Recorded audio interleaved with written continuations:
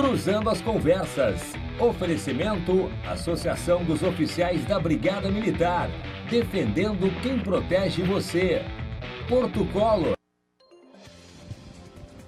Boa noite. Eu sou Guilherme Macalossi e você está acompanhando aqui na RDC mais uma edição do Cruzando as Conversas, o seu programa de análises e debates, trazendo os assuntos mais importantes do momento para discussão.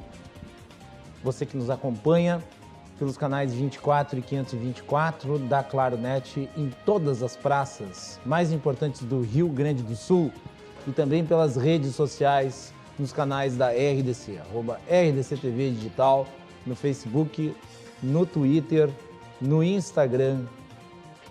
Não deixe de curtir, de compartilhar e de comentar. A sua participação é muito importante para nós. O Cruzando as Conversas também está disponível através do formato de podcast. Você encontra ele no Spotify, no Google Podcast e nos demais agregadores. É só procurar Cruzando as Conversas. E também no nosso site rdctv.com.br. Clique na aba podcast e tenha a íntegra das nossas edições também offline. O programa de hoje vai falar sobre o crescimento acelerado da pandemia por todo o Brasil, mas em especial no Rio Grande do Sul. Há um temor de que se repitam aqui cenas de morte e sofrimento, como nós vimos em outros lugares do nosso país e também do mundo. E antes de a gente entrar nesse tema e eu apresentar os meus convidados, eu quero aqui agradecer o presente dado pelo meu querido amigo Rodrigo Oliveira de Camargo, que é advogado penalista. Eu não gosto de falar de advogado criminalista, gosto de falar de advogado penalista. Você não tem direito criminal na faculdade de direito, você tem direito penal. E aí você tem a aula de criminalística, mas você não tem direito criminal, você tem direito penal. Portanto, eu não gosto do uso do termo advogado criminal, eu gosto do uso do termo advogado penalista. Do penalista Rodrigo Oliveira de Camargo, junto com o Yuri Félix, eles organizaram esse livro, que é uma análise do pacote anticrime. O nome do livro é Pacote Anticrime, Reformas Processuais. Edu, tu consegue dar um zoom aqui para nós? Posso mostrar para essa câmera? Então tá aqui, ó. Pacote Anticrime e Reformas Processuais, Reflexões Críticas à luz da Lei 13.964 de 2019. Portanto, é uma análise crítica do pacote anticrime. E tem muita gente qualificada aqui, dentre os que são autores dos artigos, os juristas, os acadêmicos que participam da organização da obra, a coordenação, portanto, do Rodrigo Oliveira de Camargo, que esteve aqui participando do nosso programa na última segunda-feira, falando sobre aquela situação envolvendo a prisão do deputado Daniel Silveira. Vou ler aqui um trechinho da contracapa do Lênio Luiz Streck, que também é um dos grandes juristas aqui do Rio Grande do Sul. Abre aspas, numa palavra, a obra Pacote Anticrime e Reformas Processuais é daquelas que não pode faltar em qualquer biblioteca e nas pesquisas nas salas de aula, petições, pareceres, sentenças e acórdãos, principalmente nesses tempos difíceis de ataque cotidiano às garantias processuais constitucionais. Fecha aspas. É uma obra, e eu não li ela ainda porque recebi hoje o livro, é uma obra que eu tenho certeza faz uma defesa enfática do Estado de Direito. E eu, como liberal, entendo que o Estado de Direito deve ser preservado em nome de todos nós. Então tá aí, parabéns aí ao Rodrigo e ao Yuri Félix pela publicação desse livro, Pacote Anticrime. Bom, e vamos falar agora sobre pandemia, sem mais delongas. Para tratar do tema, 3 médicos, 3 especialistas no assunto. Parlamentar aqui no Rio Grande do Sul, deputado Thiago Duarte, médico. Bem-vindo, doutor Thiago. Boa noite. Obrigado pelo convite. Também o vice-presidente do CREMERS, médico, Eduardo Trindade. Trindade, bem-vindo, boa noite. Calossi, muito boa noite, um prazer, um privilégio estar aqui, prazer estar juntos à bancada com o deputado Thiago Duarte e com o doutor também Alexandre Zavascki aqui presente, então eu agradeço imensamente o convite. Doutor Alexandre Zavascki, infectologista, professor da Universidade Federal do Rio Grande do Sul. Alexandre Zavascki debutando aqui no Cruzando as Conversas. Bem-vindo, doutor. Boa noite. Boa noite, muito obrigado pelo convite, Guilherme. Boa noite aos colegas aí de debate. Muito bem. Hoje à tarde eu estive aqui no portal RDC participando junto com o Cláudio Andrade de uma entrevista com o prefeito Sebastião Melo, que está em Brasília. Ele foi lá falar com o ministro Eduardo Pazuello sobre vacinas, testes, e eu questionei ele exatamente sobre isso. Eu vou pedir para que a Ana coloque no ar o vídeo e daí depois vamos começar a nossa análise pela resposta do prefeito Sebastião Melo. Ana, bota para nós aí. Que prazer falar com o senhor. Essa agenda importante. Oi, Guilherme. Essa agenda é importante em Brasília. O senhor fala sobre ampliação de leitos. Antes eu mencionei aqui que a ampliação é fundamental porque está havendo um volume muito grande de internações e é preciso socorrer as pessoas, até uma questão humanitária, não deixar elas sem atendimento. Mas, inegavelmente, isso é uma medida paliativa, no sentido de que você precisa controlar o índice de infecções que leva às internações, que leva ao exaurimento do sistema de saúde. Para isso, prefeito, quais são as medidas que vão ser tomadas? O que o senhor planeja junto com a sua equipe, secretário Esparta, secretário Ramalho, toda a equipe da prefeitura? Como é que faz para reduzir o índice de contaminação em Porto Alegre? Eu sei que Porto Alegre é uma cidade que está vacinando num nível de velocidade superior à média nacional. O senhor pretende tomar algum tipo de ação no sentido de aquisição de vacinas por conta própria? Algo nesse sentido?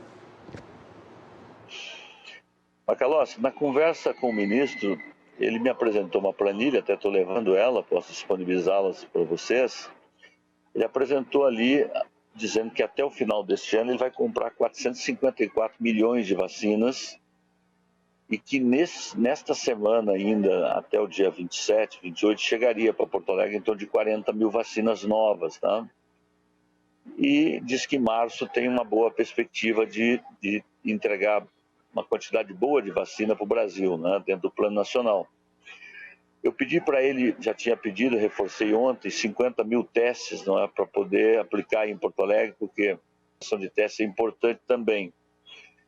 E amanhã, né, tu me pergunta assim concretamente, nós temos 4 UPAs, 3 operadas pelo município e uma pelo Conceição. As pessoas tendem a ir para as UPAs porque acham que nas UPAs, né, nos prontos atendimentos, são mais resolutivas as suas demandas. Mas eu quero aproveitar aqui para reforçar o que eu tenho dito aí. É preciso que as pessoas, quando têm um primeiro sintoma com qualquer doença, seja uma gripe, seja uma dor de cabeça, o endereço que elas têm que ir é no posto que elas são referenciadas. Todo mundo que é atendido pelo SUS sabe, né, que tem o posto da Vila Nova, que tem o do Guarujá, que tem o da Lomba do Pinheiro, que tem o do Sarandi. São 140 e poucos equipes de saúde básicas espalhadas pela cidade. Bom, se o posto de saúde não der conta, né, daquele tema, bom, aí o médico daquele posto referenciado vai encaminhar. Agora, se todas as pessoas que possam ter um sintoma de Covid ou não, entender de buscar os 4 prontos atendimentos, é evidente que tem fila, é evidente que aí é um desespero. Então eu vou propor amanhã, né, que a gente pudesse, se o Exército tiver barraca no SED, se não tiver nós vamos comprar, talvez instalar na porta desses postos maiores e desses prontos atendimentos, barracas de acolhimento, para que enfermeiros qualificados, quadros da saúde, pudessem conversar com a população. Porque você sabe que no momento de desespero, às vezes para conversa, não tem funcionário suficiente, as famílias desesperadas. Então nós temos que humanizar, né? Humanizar e ter leitos, né? E ter leitos de retaguarda, ter macas para atendimento, ter oxigênio, enfim, ter tudo. Então, Macalossi, eu quero pedir a compreensão da população. Não é hora de nenhuma disputa política, ideológica sobre esse tema. Agora, eu quero aqui muito francamente, quando começou a pandemia, vocês lembram, o discurso era o seguinte: vamos fechar tudo para nós prepararmos para se tiver um momento de aumento. Bom, passou-se um ano, se fechou várias vezes, abriu, restringiu e muitas pessoas contaminadas. A pergunta que eu faço a toda hora, a todo minuto é o seguinte: vamos lá, eu fecho toda a cidade, mas as pessoas já estão contaminadas, estão procurando os postos. Eu vou resolver isso fechando o comércio. Aí eu decreto fechamento das praças, dos parques, da orla, e as pessoas não obedecem. Por exemplo, o que eu vou fazer? Vou prender as pessoas? Vou multar as pessoas? Eu prefiro continuar num diálogo aqui de busca de conscientização. As pessoas pensam que não vão chegar nelas, e pode chegar na sua família, pode chegar no seu vizinho, pode chegar no teu amigão, na tua amigona. Por quê? Porque não tem leitos para todo mundo, nem na Itália, nem nos Estados Unidos, nem na Alemanha, nem em Porto Alegre. Não é? Uma pandemia é uma pandemia. O sistema ele tem limites de atendimento humano, né? Porque tem equipes, não tem médico para todo mundo, não tem leito para todo mundo. Nós vamos entrar aí nas próximas, talvez amanhã, nas rádios, com uma campanha de busca de conscientização, porque esse, para mim, é o crucial de tudo que nós estamos fazendo. Nós estamos fazendo tudo isso que nós estamos fazendo. Governos, né, prefeitura, governos federais, estaduais, governo federal, estaduais e municipais, mas se não tiver a consciência da população, esse jogo está perdido, porque até 3 dias... Tá aí, então, a resposta, uma parte da resposta do prefeito. Eu gostaria da avaliação dos senhores sobre o que está sendo feito e se o que está sendo feito é o suficiente, é o adequado. Vou começar pelo Dr. Zavascki, que tem feito várias críticas, inclusive ao modelo de distanciamento controlado do governo do Estado. Eu acompanho no Twitter. Dr. Zavascki. Bom, sobre essa manifestação do prefeito, né, a gente vê, na minha opinião, ainda é uma fala muito confusa, né, porque ao mesmo tempo que se coloca o problema como filas nas UPAs, porque as pessoas vão por dor de cabeça, se fala em ter retaguarda de oxigênio, é uma coisa um pouco confusa, né? Então, assim, a gente lamenta muito, Guilherme, que depois de quase um ano, a gente não consiga ouvir de nenhum gestor, né, nenhum governante, um discurso coeso, coerente, né, com tudo que se aprendeu, na verdade, sobre a Covid. E a gente vê tantas pessoas aí se manifestando de uma forma que, vamos dizer assim, pessoas leigas, né, absolutamente leigas, jornalistas, comunicadores,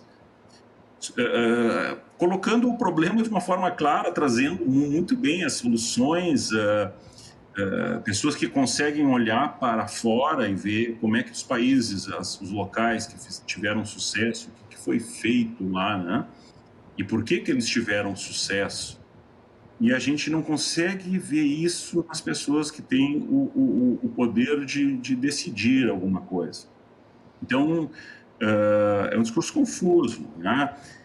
A gente continua nessa coisa do fechar ou não fechar, né? Como se... é preciso compreender que diminuir a mobilidade das pessoas é uma forma de você evitar o contágio entre as pessoas, né? Que foi a pergunta inicial. A pergunta inicial foi essa: como é que a gente evita que o vírus passe de uma pessoa para outra? Né? De uma forma muito rápida, se a gente precisa disso muito rápido, a gente tem que fazer medidas severas de restrição. Mas isso não é a solução para a pandemia, né? E nem ficar fechado o tempo inteiro. Aí nós vamos precisar... Agora, a medida necessária para você evitar mortes desnecessárias é a medida de restrição de mobilidade, né? Como vai se aplicar isso é outro problema, mas essa é a forma de você atingir a grande população, né? Grande parte da população, e ter uma queda rápida. A solução para depois você continuar com níveis de transmissão aceitáveis, ou pelo menos assim, que a gente consiga monitorar, que a gente tenha um controle sobre eles, que a gente consiga administrar, aí você precisa outro programa, aí você precisa testagem, aí você precisa comunicação, você precisa muita educação da população, que nós nunca tivemos isso de forma massiva, né, por parte usando o aparato estatal, nós nunca tivemos isso. Então, são coisas diferentes. O momento agora é um momento de colapso do sistema de saúde, né? As pessoas não estão na UPA por dor de cabeça ou por nariz correndo, elas estão na UPA porque elas estão com falta de ar, elas estão sentindo que elas vão morrer, que a situação vai se agravar. Então, lá elas estão. E este é o problema agora. Como é que nós vamos tratar essas pessoas que estão agora? Não é as pessoas que vão vir a ficar doentes, também é. Mas nós já temos um bom número de doentes precisando de atenção agora. Então, uma medida é para essa situação emergencial. A outra é um plano de controle, que, se é mais a longo prazo, exige a participação, sim, de todos os setores da sociedade. Né? Nós precisamos ter engajamento das pessoas. Qual é a forma que a gente escolheu para enfrentar isso? Uma forma de negar o problema. Vamos conviver, vamos levando, mas não vamos dar atenção, vamos tocando. A gente tinha que sentar, chamar todo mundo e dizer, cá, gente, o problema está aí, ele existe assim, as soluções são essas. Vocês querem nos ajudar? Vamos pegar todo mundo junto.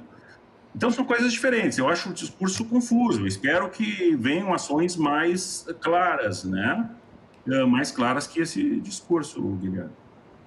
O senhor acha que, então, no momento, não há uma constância na política de ação de combate à pandemia?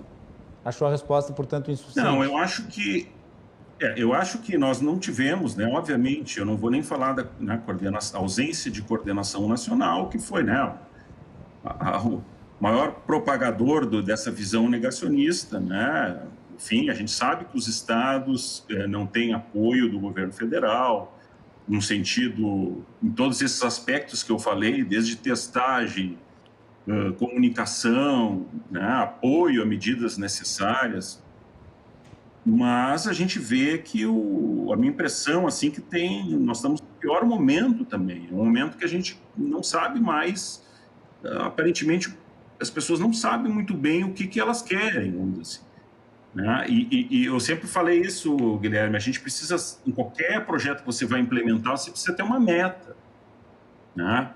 E a meta de fechar não é a meta de eu conseguir diminuir a hospitalização. Tem que fechar para ter um motivo, eu tenho que ter um objetivo. Meu objetivo tem que ser diminuir a transmissão. Então, se fecha momentaneamente algumas coisas, né? Se educa as outras situações, se fiscaliza as situações. Nós abrimos mão da fiscalização, nós podemos ter feito tanta coisa, um pouquinho de fiscalização, mas isso tudo faz parte de aceitar esse problema como uma realidade. Então, eu vejo... a gente fica, né, que tá vendo as coisas acontecerem ali, vendo as pessoas chegando, vendo a realidade. É muito difícil ver assim, as pessoas que estão nos governando com tão poucas ideias, ou ideias tão confusas, né, ou ainda... claras, assim, pouco claras acerca do que realmente é efetivo e para quê. Né? E para quê. Doutor Eduardo Trindade. Realmente, né, eu tenho de concordar com o doutor Zavascki, que é um dos aspectos. Né? Neste momento que nós estamos numa situação de colapso, isso é uma questão clara. A taxa de ocupação nas UTIs beirando 100%. A taxa de ocupação nas unidades de pronto atendimento beirando 100%. Nós temos que ter medidas efetivas. Qual é uma medida efetiva agora a curtíssimo prazo? É diminuir a circulação. Neste momento, nós temos que diminuir a circulação. A medida de diminuir a circulação é a medida mais efetiva para conter o vírus, uma situação normal? Não, nós sabemos que tem outras medidas, mas nesse momento, a curtíssimo prazo, é uma medida. Medidas que têm que correr em paralelo. Tentar a abertura ao máximo de leitos de UTI. Só que nós sabemos que a capacidade instalada, nós temos uma capacidade, não conseguimos puxar a corda a todo momento. Então, nós temos, em paralelo, fazer essas medidas. Só que nós sabemos que a capacidade de incremento dos leitos de UTI é finita. Sim. Então, neste momento... E olha que foi duplicado o número de leitos de UTI ano passado. Foi um pouco mais que duplicado. Então, o que nos resta nesse momento é diminuir realmente a circulação. E também nós não podemos ver agora querer apenas culpar a população. Realmente fica bem claro, as pessoas têm que ir aqui, mas vão tirar dúvida ali, mas procurem aquele local ali. Realmente concordo em muitos aspectos com a fala realmente do Dr. Zavascki em relação a isso, né? Porque nós temos agora uma medida de exceção e medida porque nós estamos à beira do caos, à beira do colapso. Nós estamos com esse copo cheio d'água, qualquer gota a mais vai transbordar. E daí, realmente, se a situação transbordar, beira o descontrole. E eu acho que nós não devemos traçar o paralelo, Macalossi, com o que aconteceu em Manaus. Nós devemos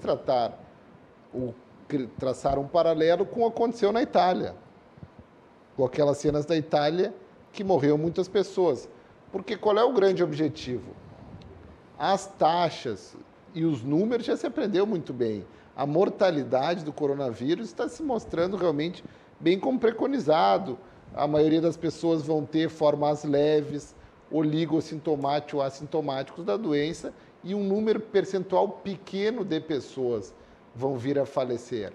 Só que o que nós perdemos? O controle da disseminação do vírus. Sim, quanto mais contaminação, maior o índice de pessoas que vão morrer dentro do conjunto de contaminados. Dentro daquele percentual, que seria em 2 mil pessoas, seria um percentual, em 2 milhões de pessoas seria outro percentual. Isso. Porque qual é que o grande cuidado que o poder público tem que ter? Não só o poder público, todo o sistema de saúde. Porque o sistema de saúde não podem ocorrer mortes sem assistência médica.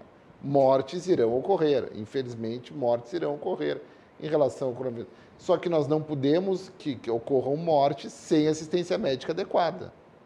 Aquele paciente que eventualmente precisasse de um leito de UTI e não encontrasse leito.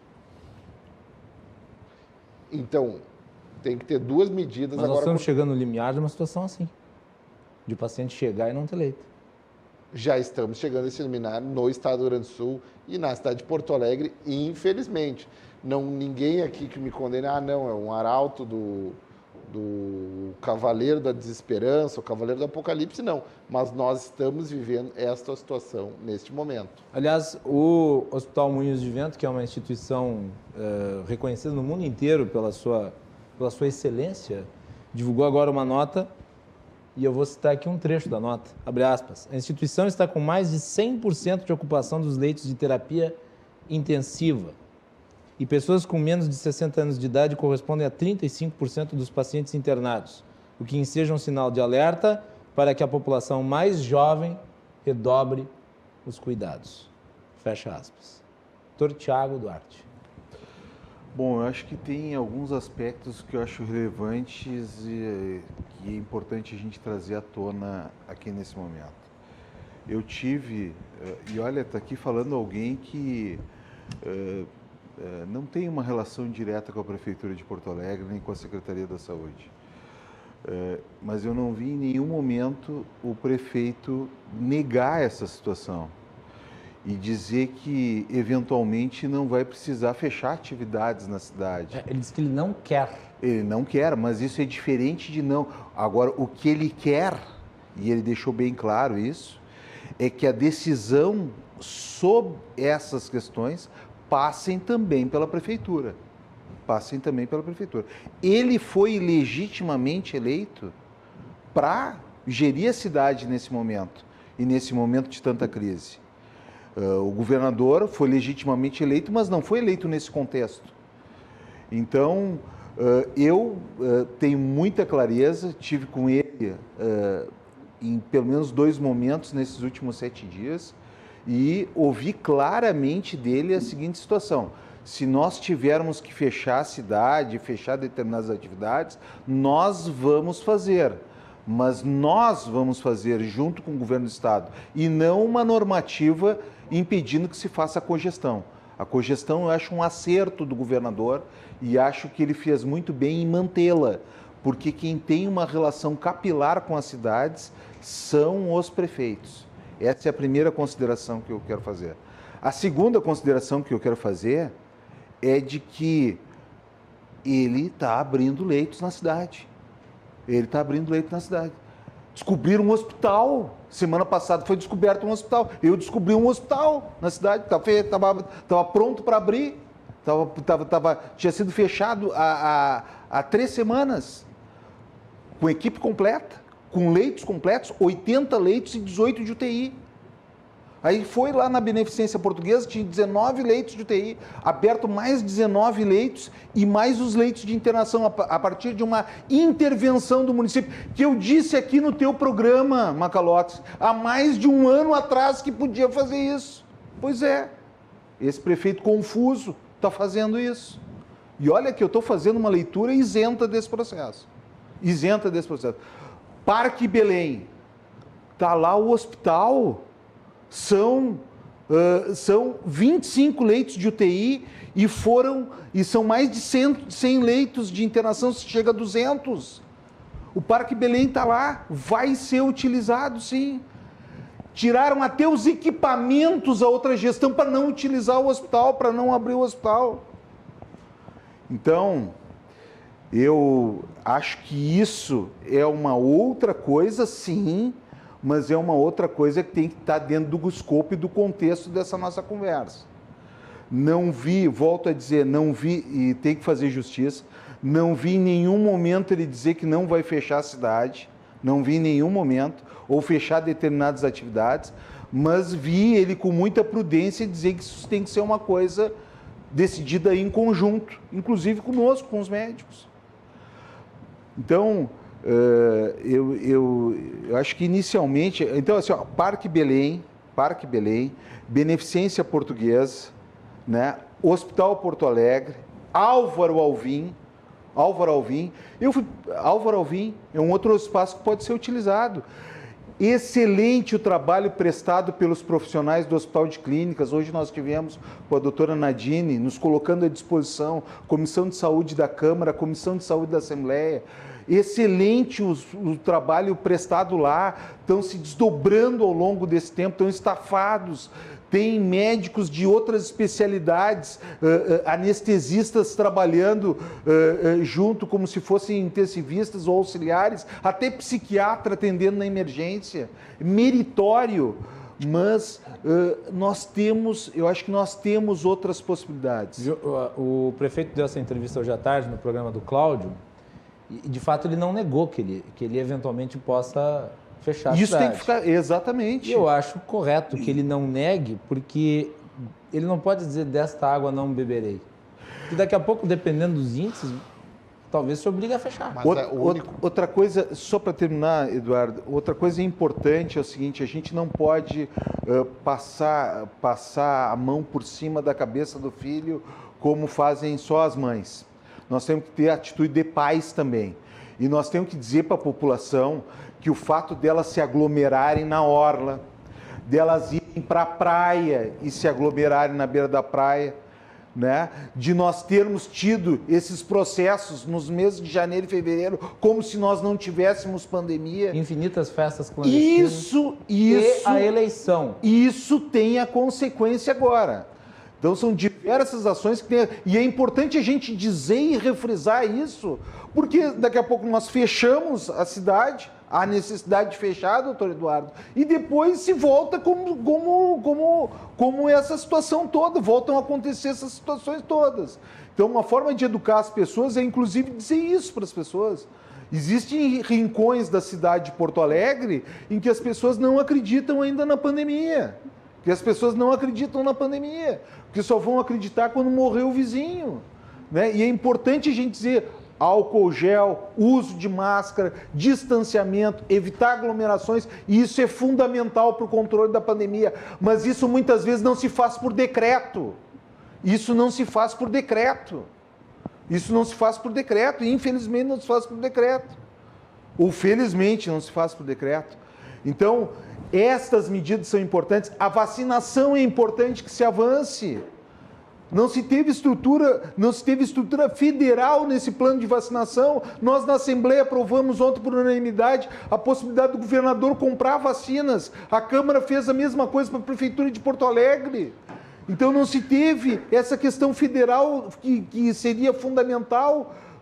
Foi uma bagunça completa e não se teve essa questão. Mas, no fundo, ao fim e ao cabo, é o prefeito da cidade que acaba tendo maior ônus nesse processo. Eu tenho visto, então, muito claramente uma posição de não fechar o assunto, de discutir permanentemente, mas de querer participar da decisão. Isso é que eu tenho visto da Prefeitura. E ponto 2, eu tenho visto a energia que eu não vi nas outras gestões de abrir leitos e de, inclusive, discutir lá com Conceição a abertura de leitos. Será que a gente entende que todos os profissionais estão engajados, mas será que não pode dar um plus a mais nesse momento? Das entidades também darem um plus a mais. Eu acho que chegou esse momento. Todos nós estamos estafados, mas agora chegou o momento de todos darem um plus a mais. Se precisar fechar, vai fechar, né? Mas eu acho que tem que ser uma decisão consensuada para poder ser cumprida, porque senão fica como as leis no Brasil. Existem as leis, mas ninguém cumpre nada, né? Se não for factível de cumprir, é só para inglês ver mesmo. Trindade, tu ia falar?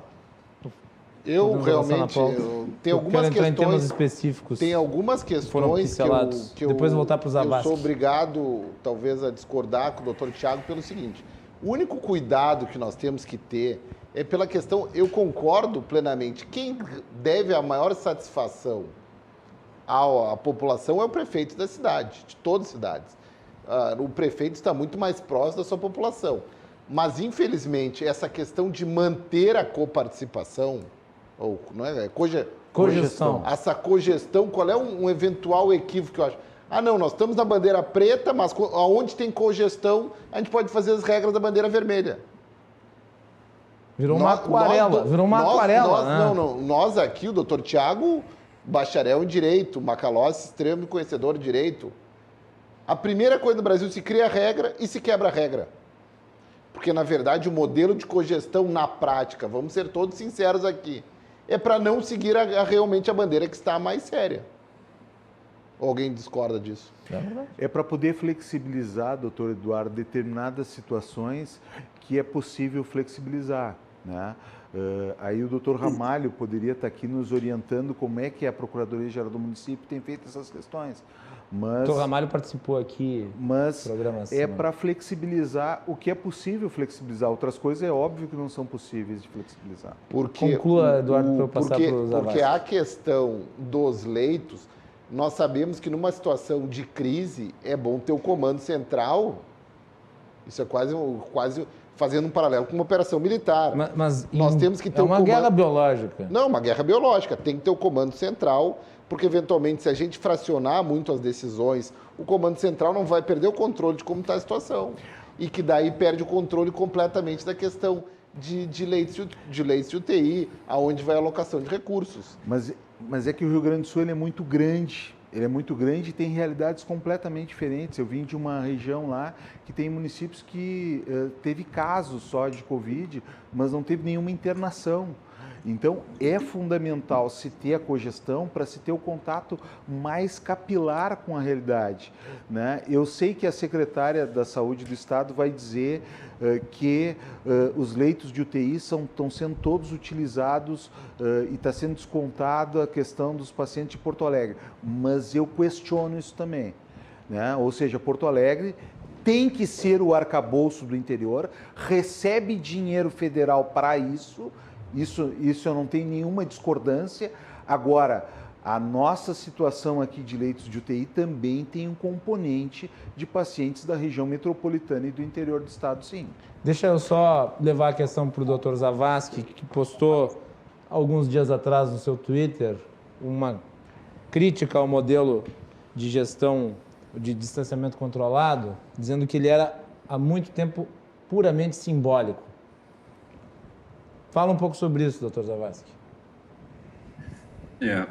Na verdade, eu falo realmente há muito tempo do modelo de gestão e aí da gestão do distanciamento controlado, porque primeiro que ela foi desenhada, foi um modelo desenhado num momento de reaberturas, né? Ela foi guiado, o seu objetivo era guiar as reaberturas. E acabou ficando, né, como para guiar todas as ações do governo do Estado. né, a partir de uma fórmula matemática, de novo, que foi criada para ter uma ideia de como era a regulação dos leitos, estava a regulação dos leitos para se poder ir flexibilizando. E aí, daqui a pouco, ela ficou como uma ação substituta da nossa capacidade, inclusive, de pensar sobre o que está acontecendo, considerar as variáveis, de avaliar as modificações na epidemia, no comportamento das pessoas. Essas coisas não estão contempladas nesta fórmula matemática. E aí, o segundo aspecto que eu tenho que discordar do modelo, tenho que discordar, a minha crítica ao modelo não ter se aperfeiçoado, é o que colocou bem o doutor Tiago. Não adianta você ter uma lei que não é cumprida, uma regra que não é praticada pelas pessoas. E o modelo de distanciamento controlado é isso. É a uma bandeira regra preta, que não é cumprida. é a bandeira preta que tu usa as regras da vermelha, mas no fim das contas é amarelo. Isso a gente chama assim, ela é uma medida, é um modelo inefetivo. Ele, na vida real, ele não funciona. Então, isso não nos adianta para controlar a epidemia. A gente tenta fazer algumas imagens para passar, né, para a população, obviamente, para reflexão, do tipo, o vírus não está interessado no nosso dia a dia. Ele não vai olhar para a cor da bandeira, ele não vai dar bola para isso, ele vai seguir. Nós estamos lidando com uma ação, com um micro-organismo que está no meio de nós, são seres vivos. Considera um modelo daltônico, doutor Zavascki? O modelo é daltônico, ele é muito limitado, E o que então, o senhor como infectologista, um especialista na área, o que o senhor sugeriria como alternativa? O senhor apontou que ele foi criado no momento de reabertura. Isso. Não, é que existem vários indicadores, Guilherme, que não foram contemplados, que são utilizados no mundo inteiro, em vários países que fazem um bom controle da epidemia. Você precisa se cercar de informações. E essas informações sobre como está andando a epidemia na nossa região, no nosso estado, na nossa cidade, ela não se limita à variação de leitos de uma semana para outra. Ela é muito maior. Eu tenho diversos índices que eu posso contemplar e eu posso predizer para onde nós estamos indo. E isso tudo o modelo não mostra, né? O modelo está refletindo uma situação no passado, porque ele depende de dos casos ocorrerem, das hospitalizações, das notificações. Então, é todo um processo lento, né? Ele se distancia da realidade do momento atual. E mais do que isso, e aí, de novo, ele não acaba, no final das contas, as regras que são determinadas neste modelo com poucas variáveis, no sentido de refletir melhor o estado atual da epidemia, ele acaba não sendo praticado. Seja pela população, seja pelos próprios prefeitos, com suas N razões para isso, justificativos. Eu não quero realmente entrar neste mérito. Mas o senhor incluiria outros elementos? O senhor incluiria outros elementos no modelo de análise do distanciamento controlado? Sim, ou o senhor revogaria? Eu digo assim. Eu sei que o senhor não é gestor do Estado, o senhor é infectologista, mas o senhor, como infectologista, recomendaria que critérios fossem estabelecidos para tomar decisão? A gente precisa, Guilherme, entender a epidemia. Vamos dizer assim, eu preciso saber, eu preciso considerar como está a taxa de transmissão. Quantos casos novos eu tenho a cada dia por 100 mil habitantes, que é uma métrica usada, mais comum para isso, né, em determinada região. Tá? Porque isso é o que vai determinar. Se eu subo o caso, eu vou subir na sequência hospitalização e eu vou subir depois os óbitos. Essa é a sequência. Tem um outro indicador que chama a taxa de positividade dos exames. Tá? A taxa de positividade, ela nos indica duas coisas: a nossa capacidade de testagem e se há um crescimento da epidemia. Tá? E a gente pode usar esses dois indicadores, a taxa de transmissão e a taxa de positividade, para entender a velocidade que ela vai progredir. Uma taxa de transmissão alta e uma taxa de positividade alta, eu estou testando pouco ou a epidemia vai crescer muito rapidamente. Tá? Então, isso já serviria para você manter, por isso que eu disse, falta esse entendimento. Você tem que chamar, os prefeitos têm que saber, olha, gente já tem muita transmissão, lá na frente vai estourar. Eu não quero fechar tudo. Né? Quem sabe a gente não dá uma freadinha bem de leve agora, né? Insiste em algumas medidas e eu consigo trazer de novo essas taxas para baixo antes de ter a hospitalização, antes de ter o óbito. Sabe que... Afinal, é isso que a gente quer. Perfeito. Agora eu acho que a gente... Eu peguei alguns exemplos, assim, a gente poderia escorrer mais ainda, mas vou deixar aí para os outros participantes, obviamente, também comentarem. Sabe que agora eu me lembrei de uma história, vou te contar rapidamente aqui para vocês. Eu atendia lá no posto do Lami, que é o posto mais distante do centro da cidade. Aí chegou uma paciente lá, ganhando nenê pélvico, ganhou no posto, parto normal, né? Acabou ganhando. E aí, claro que foi uma correria, o nenê teve dificuldade para nascer, né? Só estava eu no posto. Aí chegou uma outra paciente e disse, doutor, mas tinha que ter sido cesárea.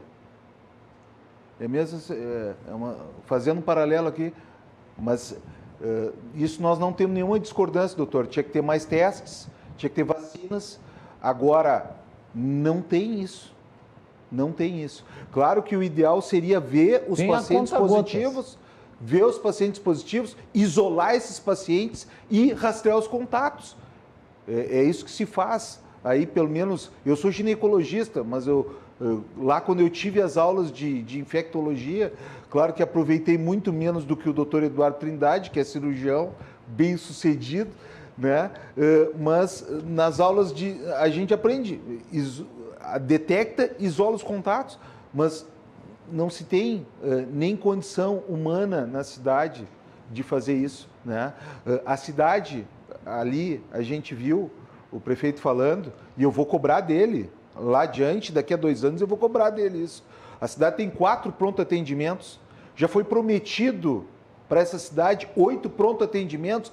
Há quantos anos? Há quantos anos? Doutor Tiago, o senhor defende o modelo de cogestão como ele está, no caso? Não, eu defendo que tem esse modelo, porque esse é o modelo factível.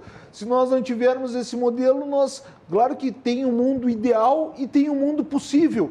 O bom é o maior inimigo do ótimo. O bom é o maior inimigo do ótimo, o regular é o maior inimigo do bom. Então, assim, é o que é possível, O vereador João Antônio Dib sempre diz o seguinte, se ele deve estar nos ouvindo, na dificuldade, simplifica, meu filho, faz o que é possível, simplifica. Né? Então, o que eu estou vendo é o seguinte, nós não temos, a cidade já era para ter 8 pronto-atendimentos há quantos anos? Há mais de 20 anos era para ter 8, não tem. Né? Os postos vão ter que funcionar como pronto-atendimentos, algumas situações. Os postos que não atenderam na crise, porque era para essas pessoas ficarem em casa, isso foi feito errado. Esses postos tinham que ter continuado atendendo as doenças crônicas, pelo menos, naquele momento, em área livre do Covid. Foi feito errado, foi orientado errado pela Secretaria Municipal de Saúde. Agora eles vão ter que atender. Eu estou atendendo no meu consultório. Eu não parei, eu só parei os 21 dias que eu tive Covid. Então, assim, agora chegou o momento de todos darem uma parcela de contribuição a mais. Agora, o que eu digo das instalações. E acho que sim, vai precisar de ajustes, vai precisar fechar determinado setor ou não, vai ter que se rever a questão das finais da Copa do Brasil e do Campeonato Brasileiro, vai ter que se rever. Vão ter que se rever diversas coisas, eu acho que vai ter que se rever a orla, vai ter que se rever a praia também, porque todo mundo que saiu de Porto Alegre foi para a praia lá. Aqui eu falo com um pouco de dor de cotovelo, porque eu não fui à praia, mas vai ter que se rever essas questões. Agora, fechar a cidade de forma indiscriminada, ao meu ver, na minha opinião, é um equívoco. Trindade, depois mais um ponto dos Zavascki que fechamos o bloco. Vai. Eu acho que tem várias questões envolvidas. Ninguém deseja o fechamento da cidade, ninguém deseja o fechamento do comércio, Não estou eu aqui desejando fazer um lockdown extremo, porque realmente não sabemos se as medidas são eficazes e são efetivas e vão ter o resultado. Estamos todos de acordo e eu acho que temos que avançar nesse aspecto. Mas, neste momento, agora, hoje, nós estamos com mais de 100% de ocupação dos leitos de UTI. Tá, hoje tu suspenderia a cogestão, então? Porque menos por um tempo. Não vamos estabelecer no nome cogestão. Esse nome está equivocado, Macalossi. Mas é o nome que tem. O nome cogestão não é o seguinte: bandeira preta para eu poder fazer a bandeira não preta vermelha. Primeira coisa, se quebra. O Brasil é um país que não é regido por contratos. Não, mas é o que está acontecendo agora. A cogestão não é isso. A cogestão não é você poder fazer isso. Parei um pouquinho, tem um equívoco A aqui. revolução... Tem um equívoco aqui. O prefeito, aqui, eu estou falando de forma isenta, não estou aqui para defender o prefeito, não sou da base do governo, não quero ser.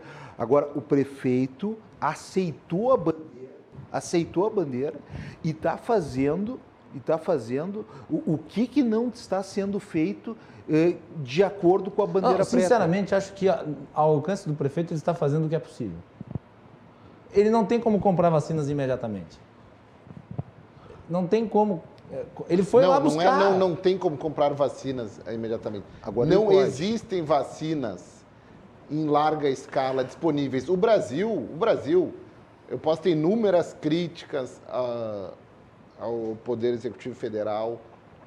Não tenho nenhuma vinculação tanto com o Poder Executivo Federal, com o Executivo Estadual, nem com o Executivo Municipal. Não tenho. Está aqui um médico presente, sentado aqui, certo? Mas não se tem vacinas no mercado. O Brasil conseguiu vacinar muito mais que a França, tendo a mesma quantidade de vacinas disponíveis, certo? Conseguiu distribuir essas vacinas num período muito mais rápido de tempo. E isso calculando não o Estado do Rio Grande do Sul, do Oiapoque ao Chuí, certo, Macalossi? Então não se tem vacinas. Essa questão, o privado pode comprar, eu sou extremamente liberal, também acho que o privado, se tiver, mas não existem vacinas à disposição. E se nós temos um governo organizado, um poder executivo, certo? Nós temos um sistema de governo aqui no Brasil. Para que nós vamos atrapalhar a estratégia desse governo? Agora, vários entes competindo pelo mesmo interesse. Macalossi é um expert também, tu conhece, meu irmão? Talvez um expert em teoria dos jogos. Para que nós vamos competir? Nós vamos competir pelo mesmo insumo para a mesma população? Isso é complicado. Macalossi, para quê? Porque empresários podem comprar vacinas porque eles têm muito dinheiro e comprar, mas não existe vacina. Quem é mais rico que o Poder Executivo no Brasil federal? Quem é mais rico? Quem é a Fiesp é mais rica? Não. O poder é que a população entenda. Não existem essas vacinas. Eu posso ter inúmeras críticas ao Ministério, só que neste momento agora não se tem essas vacinas, certo? Então essas medidas, todo mundo pode comprar, sim. Eu posso comprar, mas talvez chegue lá o Jorge Guerdal, pode comprar isso de mim. Só que nesse momento não se tem essas vacinas nesse momento. Isso que tem que ficar claro para a população. Zavascki, ponto final no bloco, depois vamos para o intervalo. Não, Macalossi, eu estou aqui na condição de tentar dar uma visão técnica para o problema, né? Obviamente, eu não estou nos meandros da política como o Dr. Tiago. E eu até, inclusive, o que eu falei não é... Primeiro que eu não aceito essa desculpa. Isso é uma desculpa. Não temos teste. Claro, não tem teste porque ninguém foi atrás de teste. Né? E eu não estou falando dessa gestão do prefeito. Estou falando em geral, não é do prefeito Melo. Né? Até porque o Melo está aqui há 2 meses no cargo. E eu não falei aqui em aumentar agora, eu não falei nada de aumentar teste, eu falei usar o indicador do que nós já temos de teste.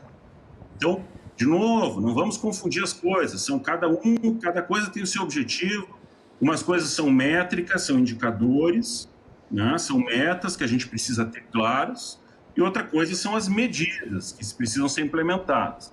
E a única coisa que eu vou deixar aqui, de novo, eu percebi muito bem, Guilherme, eu percebo até também nas tuas postagens, assim, que você é uma pessoa que entendeu o problema. Né? E é aquilo que eu falei, que eu não consegui ver ainda um político fazer o discurso, por exemplo, ter a compreensão que tu tiveste do problema. Né? E claramente tu fizeste no início do programa uma colocação muito importante. Como é que a gente faz para reduzir a transmissão? Sim, é o que me interessa. E o que eu quero dizer é o seguinte: abrir UPAs, abrir hospitais, isto não reduz a transmissão. Não reduz. Isto é uma consequência da falência em controle de transmissão. Isso. Abrir leitos, necessidade de abrir urgente, hospitais de emergência, hospitais de campanha, como queiram chamar, é o atestado de falência de controle da epidemia na comunidade. É lá que ela está, ela não está nos hospitais, a epidemia. Ela chega, ela desemboca a parte final nos hospitais, mas ela está na vida de cada um de nós, aí no dia a dia. E só pra ali que ela precisa ser controlada. Então, claro que são medidas agora emergenciais, porque, de novo, temos uma fila, 70 pessoas em Porto Alegre aguardando leitos de UTI. Eu vou estabelecer um dado. Precisam de leito. E outra questão que tem que ficar clara para a população que nos assiste, principalmente para a população, os leigos que nos assistem. Eu vou estabelecer um dado aqui colocado para o intensivista, que eu acho que o Zavascki, que eu tenho certeza conhece, o doutor Tiago, eu acho que tenho certeza conhece, o doutor Túlio Tonieto, que trabalha tanto no Hospital Moinhos de Vento quanto no Clínicas. Vocês sabem qual a mortalidade dos pacientes que vão para a UTI? Covid? Quanto que jura a mortalidade? Em torno de 60%. É alta. Então, corroborando com a fala do doutor Zavascki, não adianta nós ficarmos mandando gente para a UTI. Nós temos que reduzir o número de pessoas que vão para a UTI. E só realmente aquelas pessoas que realmente fugirem, que forem contaminadas sob controle, realmente precisam desses leitos. Nós temos que diminuir ao máximo. E 60% das pessoas que conseguem leitos de UTI em tempo hábil, que estão conseguindo ainda. E há um outro dado... Isso ainda até ontem ou anteontem. A partir de ontem, pelos dados estabelecidos, não sei, tem gente demorando para conseguir leite UTI. E tem um outro dado que eu considero então, que fica claro alarmante, que é o seguinte, que é o índice de mortes de pessoas que passaram pela UTI e saíram da UTI. Outro dado... Que é em torno de 25%. Outro dado intensivista, dos que estão entubados com Covid, qual é o percentual dos que morrem? Quase 70%. 80% dos que são entubados morrem. 80% que são entubados morrem. Então, medida... Eu sou cirurgião, extremamente intervencionista, gosto de operar, eu acho que tem que se... Quando se opera, se resolve o problema. Mas só que nesse momento a gente está vendo que as taxas são tão altas que a gente tem que evitar realmente a contaminação, fazer um controle epidemiológico melhor do que foi feito até agora para evitar as questões. Porque não adianta a gente construir também um hospital com 5 mil leitos de UTI, que a mortalidade dos pacientes que chegaram a ocupar essa UTI, 80% vão falecer. É claro Thiago, que... tem que ser rápido, nós vamos fazer intervalo. Então eu volto depois. Não, o Thiago então abre o próximo bloco. Estamos com o Dr. Tiago Duarte, Dr. Eduardo Trindade, Dr. Alexandre Zavascki, fazendo uma análise sobre o problema da pandemia. E amanhã nós vamos continuar. Amanhã nós vamos continuar com esse tema. Nós vamos ter aqui o secretário de Saúde de Canoas, o prefeito de Esteio, o prefeito de São Leopoldo e o presidente do Simers. Então, já antecipando a pauta para o nosso público, nós vamos continuar debatendo a pandemia. Fiquem ligados aqui no Cruzando as Conversas. Nós já voltamos.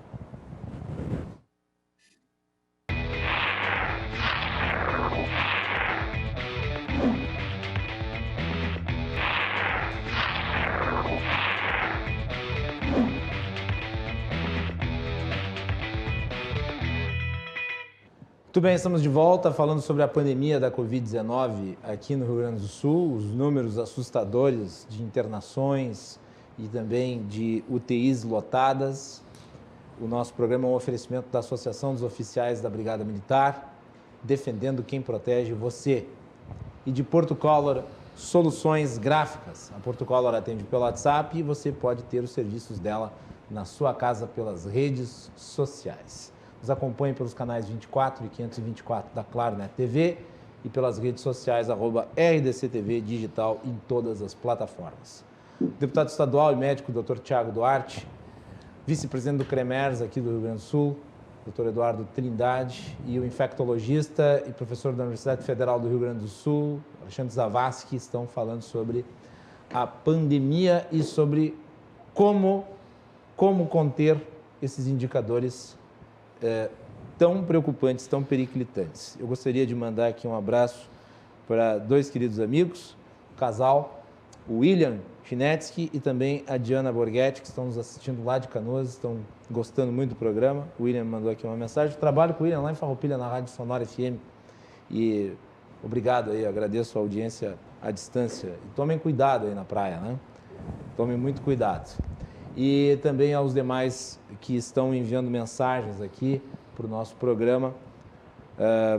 Eu gostaria de cumprimentar a doutora Melanie Fontes Dutra, que está nos assistindo. A Melanie já participou várias vezes aqui do nosso programa, uma das grandes pesquisadoras e divulgadoras científicas da área do Covid. Obrigado, doutora Melanie, pela sua também audiência aqui, que muito nos prestigia. Se eu puder também, Macalossi, mandar um Sessão de abraço. Quem programa. está nos assistindo aqui hoje, Dr. Nelson Battesini, grande urologista do Hospital de Clínicas de Moinho de Vento, um amigo meu que quer conhecer o Dr. Tiago Duarte, o Gustavo Muraski, então todos estão na audiência, o Lavi Pereira também. Muito Está bem. nos assistindo, Estamos tem que mandar. Estamos com a elite aí da medicina nos acompanhando. Coisa boa. E o doutor Luiz Pereira, que inclusive mandou um abraço para o Eduardo Trindade, que é o diretor, o presidente da mantenedora lá do Parque Belém. Muito bem, obrigado também. Antes de a gente prosseguir, a palavra tinha ficado com o Dr. Tiago, eu gostaria de lembrar ao nosso público que a RDC TV lançou o novo marketplace do Rio Grande do Sul, que é o RDC Shopping. Você que está acompanhando o nosso programa já conhece o marketplace da RDC TV? O RDC Shopping é um canal gaúcho de compras online, com os pés no presente e os olhos no futuro. O RDC Shopping está atento às novas formas de consumo e às necessidades de quem busca conforto, comodidade e segurança no momento de escolher produtos e serviços.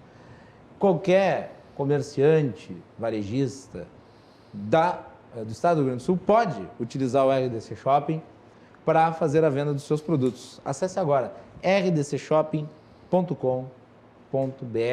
está aí na tela para vocês. Doutor Tiago Duarte. Eu acho que nós temos aqui mais questões de convergência com o doutor Alexandre, com o doutor Eduardo, do que pontos de divergência. Olha só as convergências.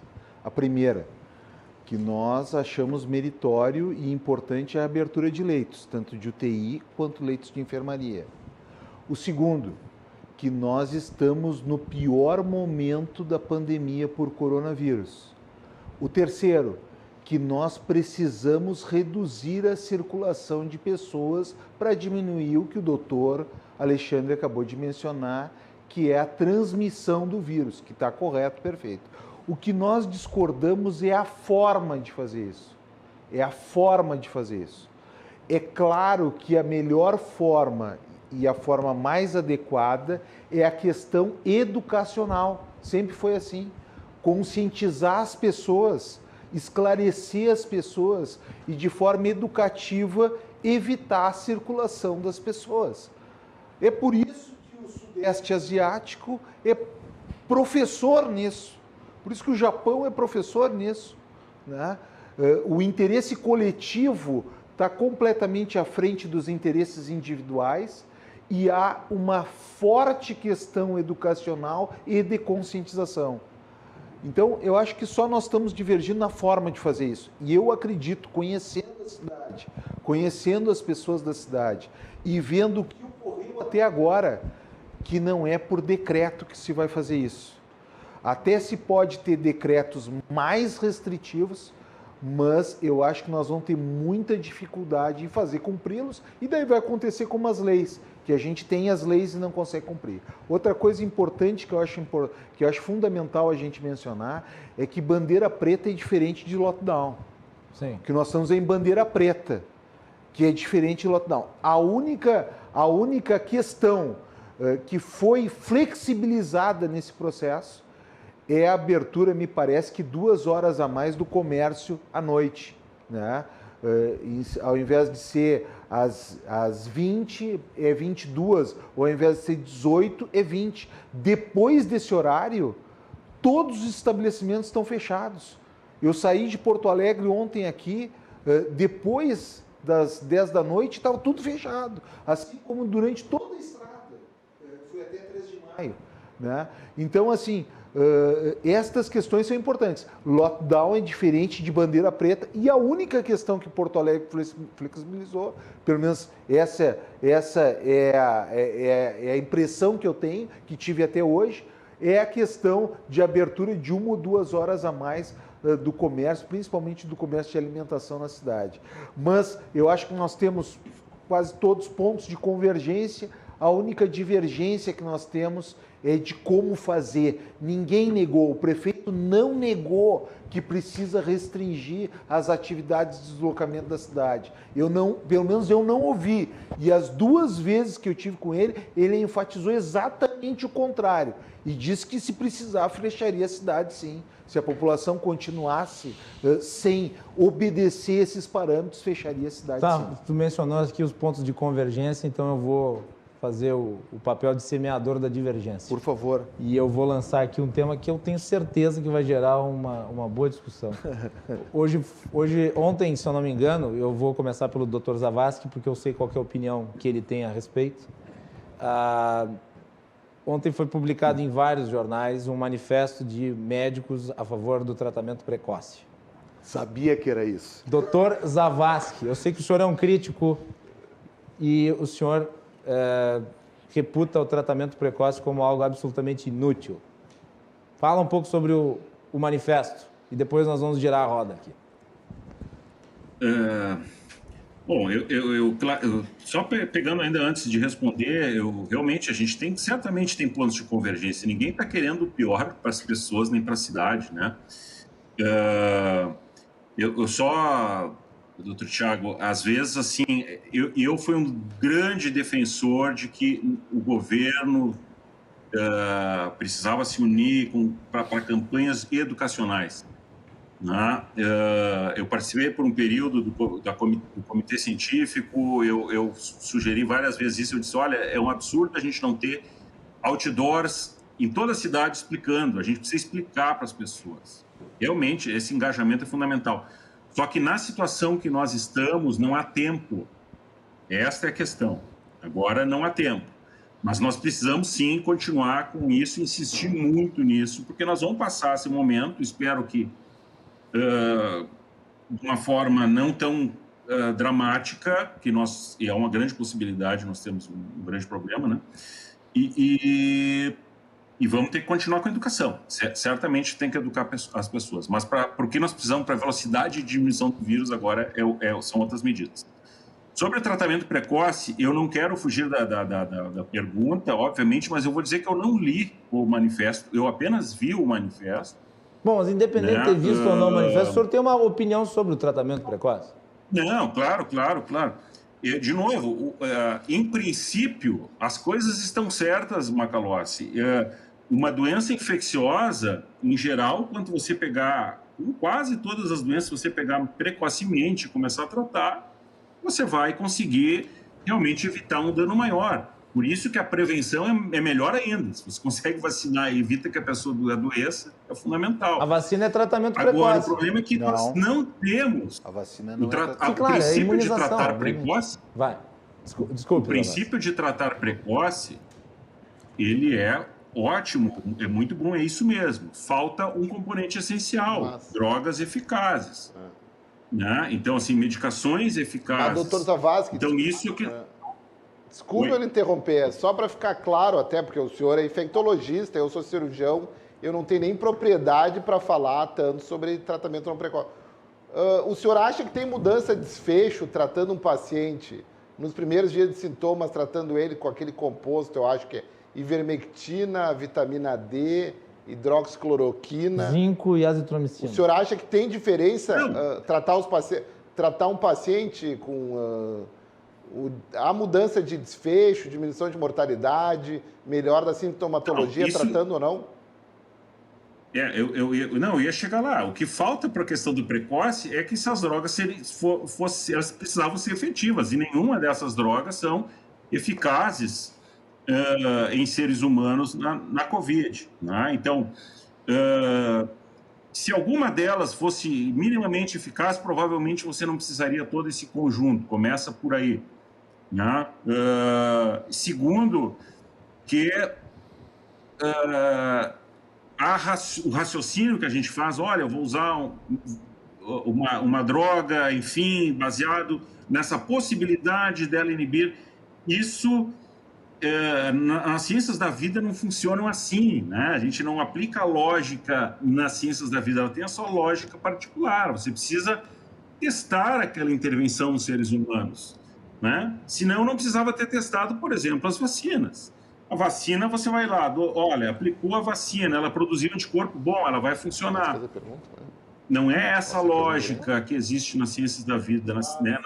A nossa vida não funciona assim. Então, a minha vontade não vai mudar a questão. E eu interpreto, assim, a minha interpretação é uma do ponto de vista científico, né, estas ideias e essas combinações, elas são infantis, né? Basta ver agora a quantidade de pessoas na UTI que fizeram tratamento precoce. Mas, doutor, né? Bastava ver isso para ver que não, né? Mas se a gente não usa esse exemplo também, porque não é para isso, a ideia não é expor pessoas, a ideia não é... Isso também não prova, até poderia ser eficaz e falhar alguns casos e terem que ir para a UTI, isso não é a prova de nada. Mas não funciona, gente. Não tem comprovação. Os estudos que mostram o suposto benefício, eu até um determinado momento eu li todos eles, todos os estudos. Né? Depois de um tempo a gente não conseguia mais, porque começou a... Eu cheguei num dilema e disse assim, eu não posso mais perder o meu tempo lendo coisas que eu preciso usar apenas para rebater o contra-argumento, né? Porque a qualidade dos estudos são muito fracas, são muito ruins. Né? Então, são estudos observacionais cheios de vieses, né? Com viés claro de indicação. A gente viu enormemente isso, a gente debatia isso nas nossas reuniões de análise de artigos. Então, a gente vai esperar que sim, se tenha um tratamento, né, que um dia a gente possa aplicar um tratamento. É uma pena que se tenha tentado usar isso, e isso eu acho que teve uma medida reversa, porque muitas pessoas acreditavam que estavam protegidas, né, realmente, e descuidaram daí das medidas eficazes que a gente precisa ensinar. E doutor Zavascki, depois outra Dr. pergunta, Thiago. porque muitas pessoas apresentam o seguinte dado, o município tal, até se não me engano foi Búzios, né? O município X começou a fazer o tratamento precoce e apresentou uma diminuição substancial, não tendo mais pacientes com necessidade de leite UTI.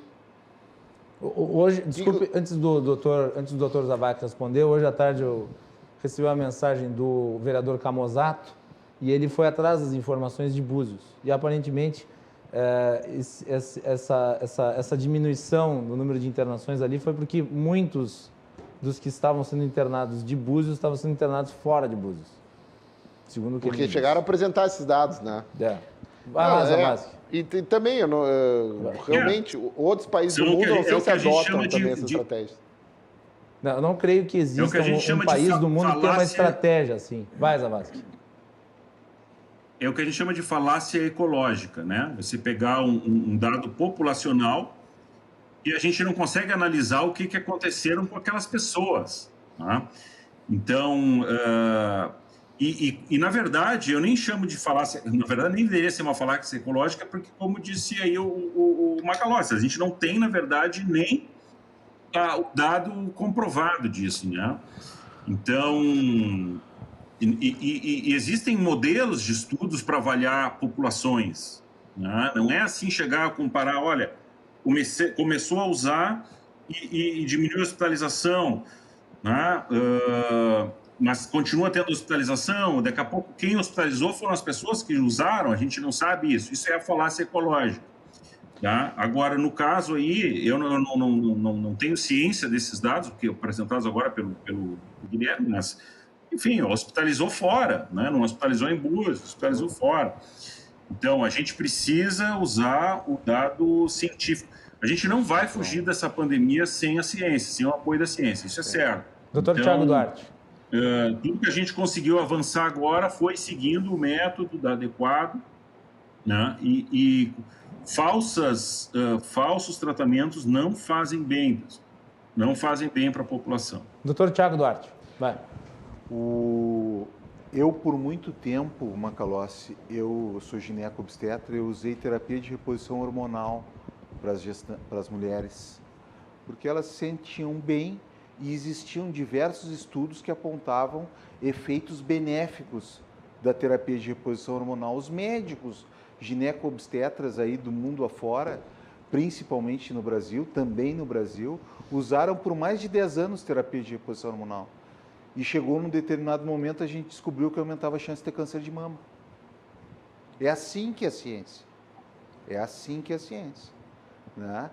E por que começaram a descobrir isso e depois... Você pode usar o dizendo da talidomida também?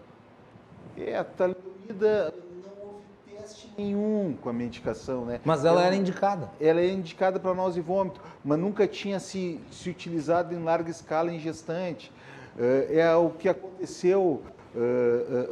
eu vou citar um outro exemplo, depois das medicações aqui, rápidos, mas assim, para dizer o seguinte, que o que é verdade hoje na ciência, até porque os estudos, concordo integralmente com o doutor Alexandre, os estudos não foram bem conduzidos, né? Mas a gente não pode dizer que daqui a pouco a gente não vai ter evidência de que essas medicações podem funcionar. A experiência e a prática clínica médica, do clinicão lá na Restinga, no Lami, do médico da periferia da cidade, ela traz verdades que às vezes é diferente na academia. Às vezes pode ser um pouco diferente na academia. Pode ser um pouco diferente na academia. O que eu quero frisar aqui, e aí eu vou dizer, eu tenho utilizado nos meus pacientes,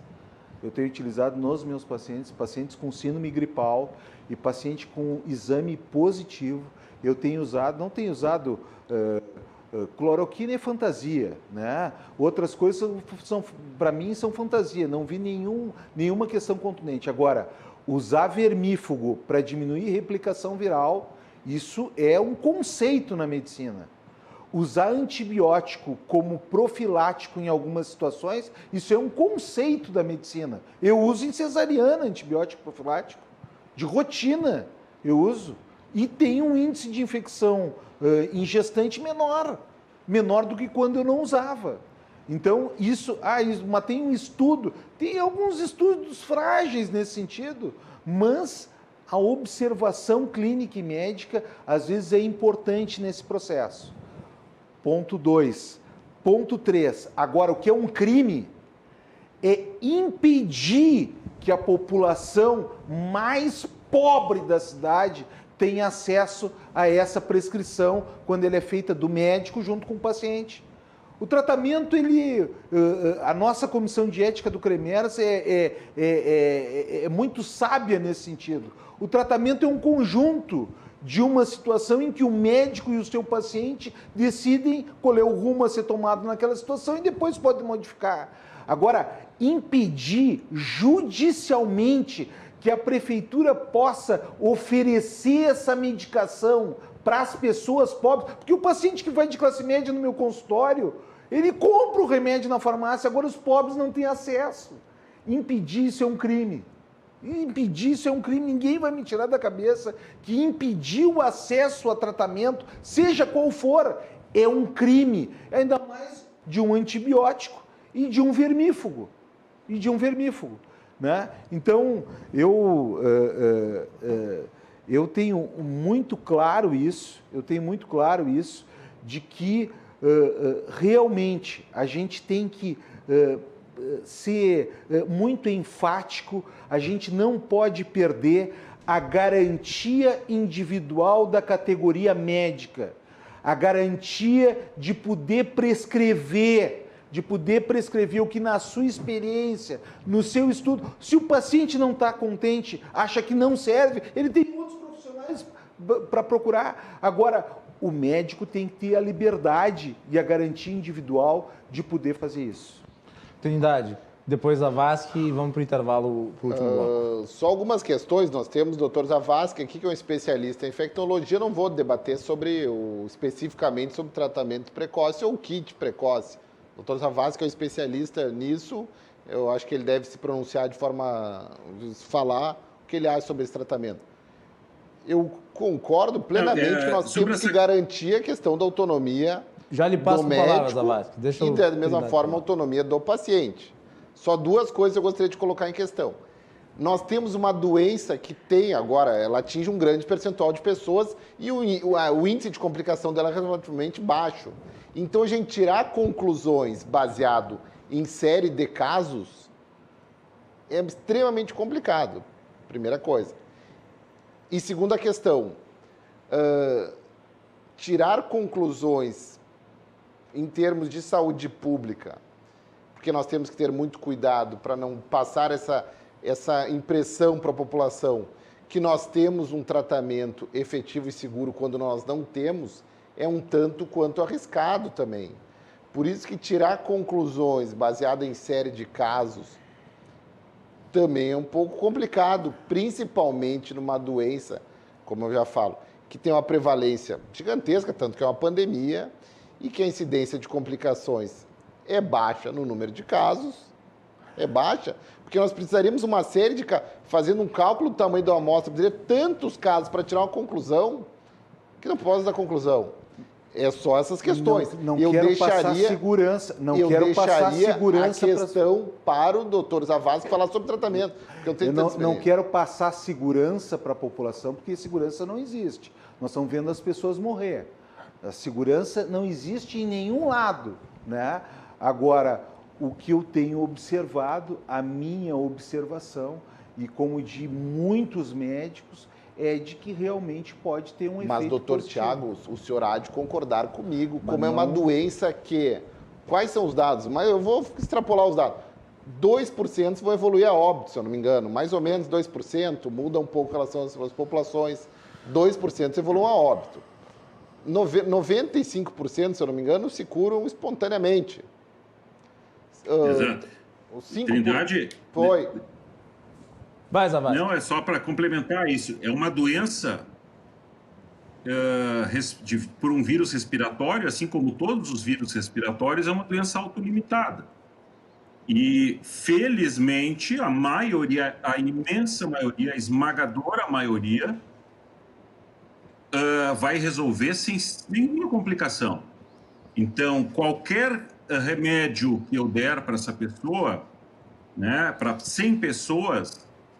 e aí depende, se eu pego 100 jovens, né? Se eu pego 100 pacientes, 100, eu vou ver 99 se curarem. E a minha observação é de que aquela medicação fez o efeito, né? Mas é basicamente isso, né? E você veja que mesmo com esse alto índice esse tema, desculpe, os três médicos, vou interromper, vou botar aqui uma lenha na fogueira dos três médicos, porque existe um dispositivo, porque os três, obviamente, defendem a autonomia médica, né? Sim. Claro.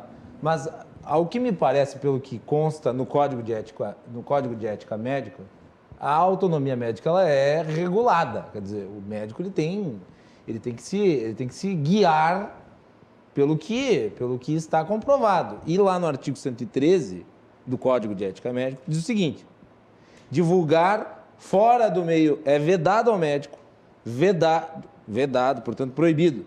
Divulgar fora do meio científico processo de tratamento ou descoberta cujo valor ainda não esteja expressamente reconhecido cientificamente por órgão competente. Mas aí como é que fica a interpretação desse artigo diante do tratamento precoce? Aí tu nunca vai usar salbutamol para evitar trabalho de parto prematuro, porque não está nas bulas. Os mas não é frágeis. Usar. Eu acho que a questão do artigo não é o uso. Tu nunca vai usar misoprostol para induzir eu não sou. O doutor Tiago, o senhor é bacharel em Direito, sabe melhor do que eu, e o Macalossi sabe melhor do que eu. Eu acho que a questão que o Macalossi levantou, realmente não sei, eu teria que me deter mais sobre esse assunto, é divulgar, é colocar no jornal que salbutamol para bloquear trabalho de parto prematuro. Seria nesse aspecto divulgar fora do âmbito médico para o público leigo, talvez esse tipo de informação. Acho que é essa questão. É o que está escrito, divulgar fora do meio científico processo de tratamento ou descoberta cujo valor ainda não esteja expressamente reconhecido cientificamente por órgão competente. Não... Macalossi, esse é um artigo que é feito, que eu digo assim, esse é um artigo feito para proteger a população. Entendeu? Ele é um artigo feito para proteger a população justamente desta interpretação do médico, né? Que a gente não guia as nossas condutas, né? Principalmente as de saúde pública, né? Porque eu acho, né? Eu tenho que ter um norte, e esse norte são os estudos. Para nem para tudo a gente tem estudos, mas ensaios clínicos não é isso, né? Mas assim, tem algumas condições que a gente tem que propor para o paciente nitidamente. Isso é uma terapia em caráter experimental, isso é uma coisa. E outra coisa é você dizer, essa é uma terapia que funciona, né? É totalmente diferente o discurso. Você tem autonomia de dizer, olha, não tem estudo que comprova isso aqui, né, seu fulano, mas, na minha opinião, eu gosto de usar, enfim, isso é uma coisa. Outra coisa é você chegar e anunciar que você tem um tratamento. Entendeu a diferença, doutor Tiago? Essa é a diferença. Tá, então, na sua avaliação, assim, doutor né, Alexandre, essa publicação e nos jornais aí fere o Código de Ética Médica. Não, na sua avaliação, sim, né? Eu não sou um expert nisso, mas... Essa publicação, os médicos aí estão expondo o seu ponto de vista e querem poder ter a liberdade, junto ao poder público, pelo que eu li da publicação, de poder prescrever e o paciente ter acesso ao remédio. É isso que tange essa publicação. Não pode alguém que, inclusive, não é médico, entrar na justiça para impedir que a população tenha acesso a remédios que são vendidos e que já existiam no SUS, como a azitromicina e ivermectina. A azitromicina serve para diversas infecções respiratórias do nosso dia a dia. Eu arrisco a dizer que, junto com a amoxicilina, são os dois principais antibióticos utilizados eu até realmente no inverno. Eu até perguntava ao doutor Zavascki, eu estava vendo ontem o manual do Moinhos de Vento, eles até tiraram, acho que, do protocolo do Moinhos, a prescrição de azitromicina, né? Sim, na verdade a gente tem elaborado, né, isso lá no Moinhos, assim,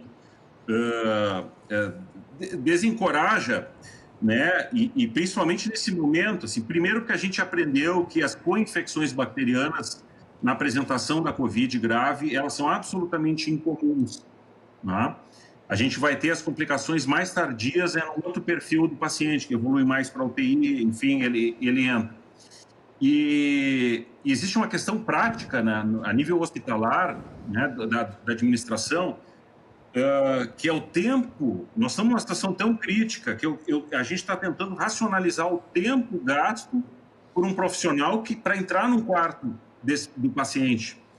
O tempo que a gente leva para preparar uma medicação intravenosa, né, se paramentar, entrar no quarto, manipular o acesso do paciente, infundir a medicação, começar a infusão, sair do quarto, fazer a desparamentação. Isso é um tempo enorme. Se eu estou dando uma medicação que é fundamental para aquele paciente, é óbvio que esse tempo vai ter. O doutor Zavascki levantou uma questão muito importante que nós podemos extrapolar para outras situações também. Não vai dar tempo. Atualmente, nós temos pouco tempo para tomar decisões equivocadas. As decisões têm que ser ao máximo otimizadas, o mais otimizadas possível. Essa questão, qual é o grande cuidado que nós temos que ter? Nós temos que cuidar as terapêuticas que nós adequamos para, eventualmente, tu tá apostando numa coisa aqui que talvez seja inócua e tu tá deixando de comprar sedativo. Quase faltou sedativo. Está no Rio Grande do Sul. Vocês viram as imagens ontem no Amazonas que faltou relaxante muscular? Não, os pacientes estavam entubados, amarrados à cama, porque não tinha relaxante muscular. Não, idade média. Faltou sedativo, faltou relaxante. Aí o problema também... Mas daí, assim, o doutor Zavascki levantou, claro, extrapolando daí o cara tá pedindo ali, vamos pensar, não sei qual é o caso, vamos pegar um exemplo aí, água de melissa, enquanto que tinha que estar comprando Vou lhe dar... A Tracúrio? Vou lhe dar um outro exemplo. Senhor, eu acho que estão todos de acordo em relação a isso. Sim. Nós temos que direcionar, canalizar, porque está muito provado, certo. E vou lhe dar um outro exemplo de como é ruim essa ingerência do judiciário na medicina. Né? Eu, por exemplo, prescrevi essa semana para uma paciente azitromicina para sinusite, que é uma medicação que se usa também para sinusite. A paciente não conseguiu pegar no Sistema Único de Saúde. Por que ela não conseguiu pegar? Porque tinha que dizer no receituário que era para sinusite, em função de toda essa celeuma que se criou. Isso também é negativo nesse processo. Senhores, olha, nós vamos ter que mudar aqui o formato. Eu tinha pensado em a gente fazer mais um bloco. Não vai ser possível, porque nós já esgotamos o tempo do programa. E eu vou ter que fazer um bloco apenas para encerrar o programa. E, portanto, nós já vamos para as considerações finais. Mas eu gostaria de dizer que o debate foi extremamente produtivo. Eu acho que todos que acompanharam tiveram acesso a uma quantidade de informações importantes e foi por isso que eu coloquei 3 médicos aqui para tratar do tema. E nós vamos continuar amanhã falando. Amanhã nós vamos ter o presidente do CIMER junto com gestores públicos para nós continuarmos analisando esse cenário da pandemia aqui no estado do Rio Grande do Sul. Esse assunto não se encerra. Os 3 estão convidados a voltar aqui no programa, obviamente. O doutor Alexandre, eu quero que participe outras vezes. O doutor Tiago e o doutor Eduardo já participam com uma certa assiduidade aqui do nosso programa e eu vou deixar cada um com a última palavra, começando pelo nosso convidado à distância. Doutor Alexandre, obrigado. Se eu puder fazer uma pergunta para o doutor Zavascki até. Só o Zavascki vai ter que ser bem sucinto na resposta. Vai. Uma pergunta que estão várias pessoas questionando agora sobre a questão da volta às aulas. Poxa, mas essa aí, para ser sucinta, é difícil, hein? E vai ter que ser, hein? 1 minuto. Não, a volta às aulas, vou simplificar aqui, tá? Educação é prioridade. Não é o momento em absoluto de voltar às escolas, né? Nós precisamos ver, no mínimo, aguardar 1 a 2 semanas para ver como é que vai se desenrolar essa situação. E o segundo fator, eu aguardaria os resultados das genotipagens que foram enviadas pelo Estado para a Fiocruz, né, prometidas, se não me engano, para 3 semanas, isso já na semana passada, porque nós precisamos saber se tem P1 circulando entre nós. Se tem P1, se tem a variante de Manaus, aí nós vamos ter que repensar tudo. É verdade. Tá? Então, assim, um pouquinho de segurança para a gente voltar com mais segurança num outro momento. Eu não vou me estender, eu sei que vocês devem, né, Macalossi deve estar no tempo, agradeço, acho que foi um debate realmente produtivo, agradeço aos colegas aí, e a gente fica à disposição. Eu acho que informação, nós não vamos fugir de ciência, nós não vamos fugir de informação, né? E nós não vamos fugir de união. Nós não vamos passar isso aí se nós estivermos unidos como nós estamos. Muito bem. Obrigado, Zavascki. Doutor Tiago, muito obrigado pela participação aqui no nosso programa. Obrigado, Macalossi. E correta atitude da Assembleia de ter aprovado um crédito suplementar. Infelizmente não deu tempo de falar disso, mas a correta atitude da Assembleia de aprovar um crédito suplementar para a compra de vacinas. Eu acho que o governo do Estado tem que ir atrás das vacinas, eu acho que a Prefeitura tem que ir atrás das vacinas, eu acho que o esforço conjunto da sociedade tem que ser ir atrás das vacinas. Obrigado, Macalossi, pelo convite. Um abraço, Zavascki, um abraço, Eduardo. É fundamental, assim, que as pessoas fiquem e diminuam a sua circulação. É importante isso. É importante usar máscara, álcool gel, evitar aglomerações, mas evitar efetivamente. Só isso é que vai poder diminuir a progressão, a evolução, a contaminação da população e vai diminuir os casos graves. Quero dar os parabéns aqui em público. Sabe que é difícil de eu fazer um elogio? Quero dar os parabéns em público à Prefeitura de Porto Alegre, que tem a coragem de abrir leitos que estavam esquecidos. 3 hospitais grandes fechados na cidade. Isso é um verdadeiro absurdo. O 4º, o Hospital Porto Alegre, e o prefeito municipal teve a coragem de abri-los nesse momento que é tão importante para a cidade. Obrigado, doutor Trindade. Muito obrigado também pela participação. Eu que agradeço, Macalossi, o convite para estar aqui presente hoje, principalmente pela importância do tema, né? Infelizmente, nós não queremos que se repitam aquelas cenas que nós vimos em outros países do mundo, em outros estados da federação. Nós Principalmente não queremos que ocorram mortes sem assistência médica. E como vocês puderam ver, eu passei os dados aqui para os senhores, a mortalidade em UTI é alta para as pessoas que chegam com Covid. Aos pacientes entubados, a mortalidade chega a 80%. A mortalidade geral chega a 60% dos pacientes que vão para a UTI. Então, o que vale para a população em geral? Não queiram ir para a UTI. Não queiram se contaminar pelo coronavírus. Nós já estamos vendo a luz no fim do túnel, as vacinas estão chegando, está se buscando trazer o mais rápido possível um grande quantitativo de vacinas. O Brasil tem um programa nacional de imunização que faz a distribuição do ponto de vista logístico de forma extremamente rápida. Nós tivemos poucas doses de vacinas até o presente momento para a população, mas conseguiu se distribuir essas vacinas em curto espaço de tempo em toda a federação. Acreditem agora nos gestores, vamos apoiar o Poder Executivo Federal, o Ministério da Saúde, vamos torcer que o governo Bolsonaro consiga comprar essas vacinas e trazer essas vacinas para cá, vamos torcer pelas medidas do nosso governador do estado, da nossa secretária Arita, de todos os prefeitos agora que assumiram há pouco, e que nós sejamos bem-sucedidos e que as pessoas não se sintam com sentimento de culpa. Não há nada pior do que o sentimento de culpa que eventualmente contaminou um familiar, esse familiar veio a falecer, veio a óbito que não se cuidou. Muito bem, vamos fazer um intervalo só para encerrar o programa, já voltamos com o Cruzando as Conversas.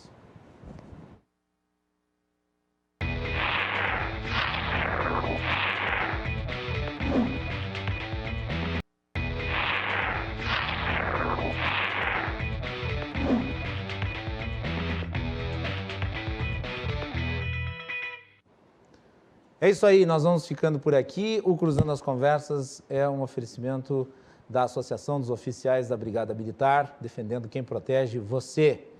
E de Portocolor Soluções Gráficas. Tem os serviços da Portocolor na sua casa através das redes sociais. Amanhã o Cruzando as Conversas volta para continuar analisando a questão da pandemia no estado do Rio Grande do Sul. Nós vamos ter o prefeito de Esteio, o prefeito de São Leopoldo, que aliás se recusou a adotar as adequações vermelhas da bandeira, né? Ficou na bandeira preta mesmo.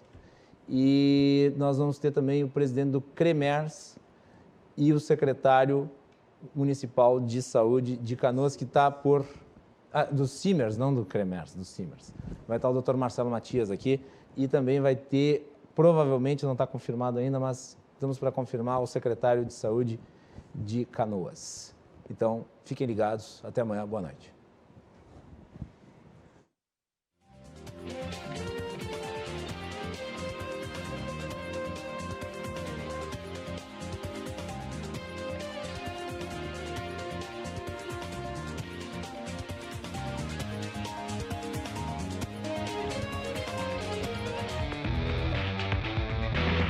Cruzando as Conversas. Oferecimento: Associação dos Oficiais da Brigada Militar.